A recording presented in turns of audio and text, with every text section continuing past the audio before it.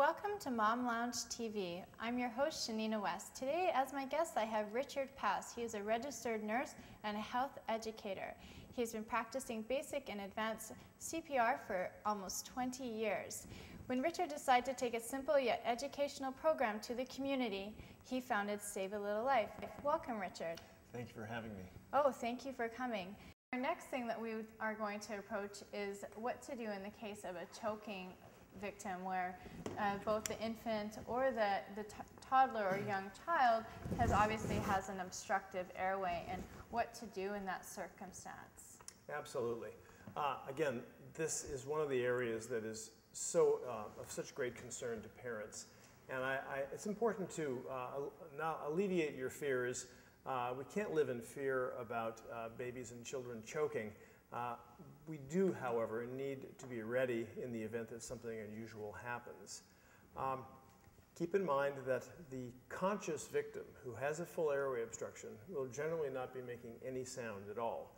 Generally, the skin color changes, bluish gray or something along those lines. And there's often, at least initially, a lot of panicky movements. The appearance of the face and eyes is someone who can communicate the critical nature of this without having to say anything.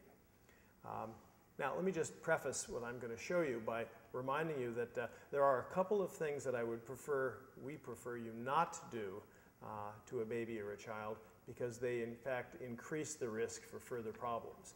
If you suspect something in the throat or in the mouth and you want to check it out, rather than just put your fingers in, it's strongly advised that you pull the jaw open and take a good look. You need to visualize the mouth and the back of the throat in case there's something you can in fact get. If you're going to go into someone's mouth, that's certainly after you've taken a look. If you see something you think you can get, the recommendation is to go in against the cheek or inside the cheek. So as you're advancing back, you're also pushing in. So you're hopefully going to come around the object, either pop it out, or if your fingers are small enough, you might be able to get a second finger in and grab it. But you need to visualize the item first before you go in. Okay? So the first thing to avoid is going in without looking. The other thing that we want you to avoid, the other no-no, if you will, is to avoid striking victims on the back when they're either upright, seated, or standing. This is not a safe thing to do. It can cause certain objects to actually move down, and that is not something we want to do. In the case of someone like this, we do use what we call back blows and chest thrusts, but we do it with the baby, in this case, in a gravity-friendly position. And the position that I like is to have the baby sitting up, form kind of a horseshoe-like U-shaped grasp or clasping of the jaw, grab their torso from the back. Here, the baby is in a gravity-friendly position, body pointed down, but I've got control here. The head and jaw are supported so that when I strike between the shoulder blades, I am not going to get a lot of this sort of whiplash action.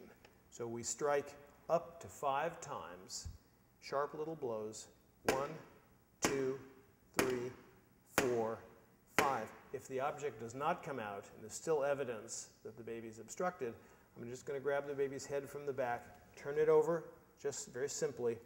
I'm going to go directly to the CPR location and do chest presses, chest thrusts, up to 5 of those. 1, 2, 3, 4, 5.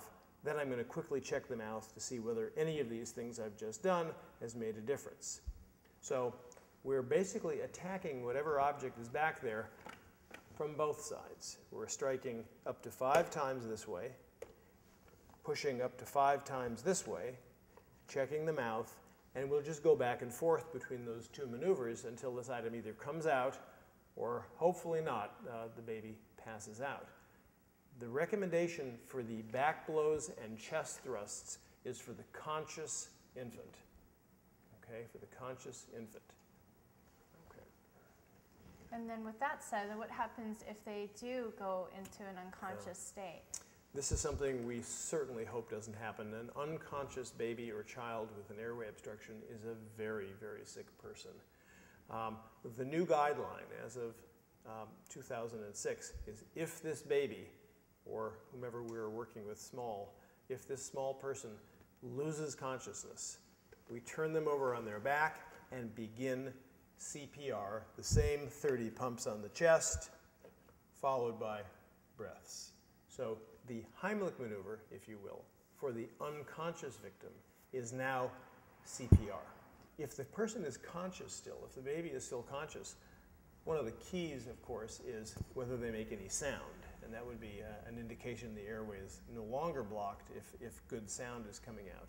In this case, it'll probably be the sound of them screaming and crying, which usually is not a good sound. We'll be happy to hear. That's a good sound. It's a great sound. That'll be the first time the mom will be happy to have her baby screaming at her. That's right. That's right. If you'd like to see, I can also demonstrate the method for the slightly bigger child. Oh, most certainly. Okay. My daughter's 3, so I'm moving right along over here. Well, one of the things, there's a little bit of a difference of opinion on this. I'm not sure that we have complete unanimity here, but generally speaking, when at some point we can start to use the more standard Heimlich maneuver on a small child. That's not to say that if you came across someone who was 14 or 15 months and you weren't sure, for example, and you saw them in an airway emergency, that you couldn't turn them over. You certainly can, and support their head and neck and strike between the shoulder blades.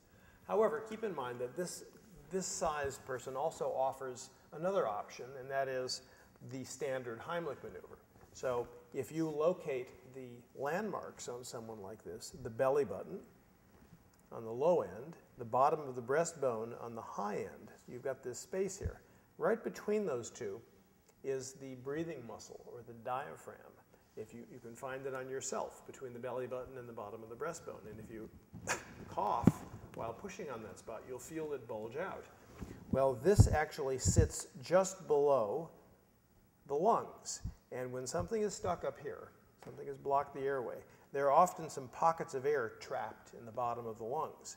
So the Heimlich maneuver is simply a matter of putting your part of your hand or your fist, depending on the size of the person, on that spot, on that diaphragm, and driving it up, I would say, sort of moderately, kind of like this. Just kind of shove it up a little bit, give it a little stroke upward and inward, and that creates what is essentially an artificial cough.